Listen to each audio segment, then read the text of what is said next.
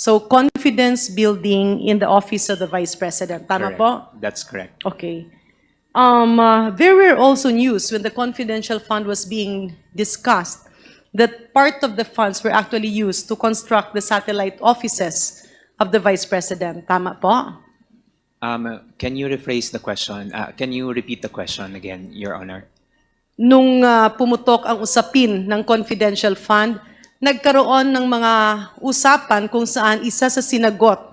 And I believe it was in one of the documents that was attached as request to by the Office of the President, the Office of the Vice President, na portion ng pera ay ginamit para sa infrastruktura, ibig sabihin yung mga extension offices ng Office of the Vice President. Is it pertaining to the confidential funds, Yes. Your Honor? Meron bang ganon or wala? I cannot remember, Your Honor, because I cannot remember connecting the confidential funds to the So walang construction. ginamit na confidential fund for infrastructure programs? As far as I know, Your Honor, as far as I know. Okay. So, moving forward, ano po ang pinaggamitan ng confidential fund? Based on the information that was relayed to me when we drafted the AOM, part of which, if I can remember it right, it's on the part of which is on the purchase of information, reward, payment of reward, rental of safe houses, purchase of supplies, provision of medical and food aid, and payment of incentives or traveling relative to confidential operations. That is based on the accomplishment report that was submitted to COA. Okay. Let us compare yung confidence building in the Office of the Vice President. Ang pagkaintindi ko, yun yung PAP.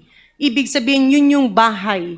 Yun yung description ng pangkabuang project. Tama po ba, Mr. Chair? I'd like to correct lang po, Your Honor, the PAP as reflected in the PFP, it's good governance. Ano po yung implementation that document with Congresswoman Franz Castro, pero ngayon nakaalis na siya. Maybe the Secretariat can assist me.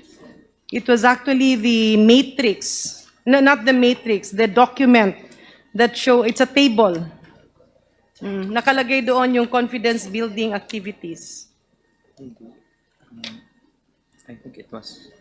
Okay. It's on the expected outcome, Your Honor. It's on the second column, expected outcome. Okay, maybe the Secretariat can show us a document in the... So, ang nakalagay po sa second column, ano po ang nakasaad doon? Ayan, I already saw it, no? It actually says, program project activities per physical and financial plan. Ang nakalagay sa baba, this is actually the accomplishment report. Utilization of confidential and intelligence funds, no? It says safe implementation of OVP initiatives and confidence building. Ano pong ibig sabihin nito? As the Assistant Chief of Staff, Sir Lemuel Ortonio. In my understanding, Your Honor, it's activities mga activities po ito, Your Honor, to ensure that all the activities of the OVP will be implemented safely and that no untoward incidents will happen in the implementation of those activities. Mr. Chair, with, of course, due courtesy to Sir Lemuel Ortonio, pwede niyo po bang ma-define ang confidence building? Based on my understanding, Your Honor, confidence building is ensuring that the image of the OVP is maintained and that no threat will be, walang threat na mangyayari to the institution itself. That's my understanding, Your Honor. But Mr. Chair, so when ang sa pagkaintindi ng OVP, kapag sinabi nating confidence building, ang ibig sabihin nito ay you build the image of the Vice President, of the office of the Vice President, The institution, Your Honor. of the institution. By institution, you're referring to the office of the The Vice office. President. That's correct, Your Honor. You build the image and at the same time, you prevent threats to the office. That's correct. Okay. If we look at and search confidence building, well, it can be said, no, improving the confidence and practicing self-care, but basically it means building someone's trust or someone's confidence. And in this case, kanino pong trust ang binibuild nyo? It's the institution po, Your Honor. So the trust ng Office of the Vice President ng mga empleyado papunta sa leadership, ganun po ba? That's correct, Your Honor. Okay. Saan po nangyayari ang payment of rewards? Your Honor, I won't be able to provide information because I am not familiar on the disbursement of the confidential Pero kasi funds. dito, ang nakasaad ay confidence building activities in the Office of the Vice President.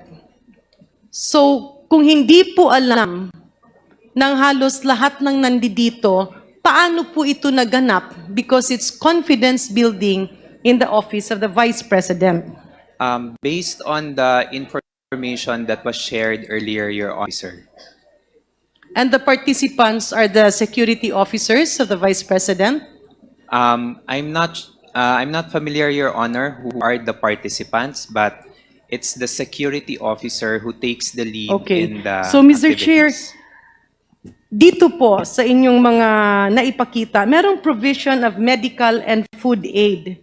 May I ask the Commission on Audit, alam po natin na iba po ang auditing ng confidential funds vis-a-vis the regular funds.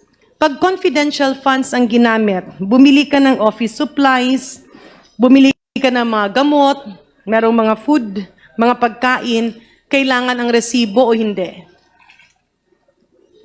Normally, kailangan po ng resibo. So even if it is confidential fund, dapat may resibo naka-attach. Tama o hindi?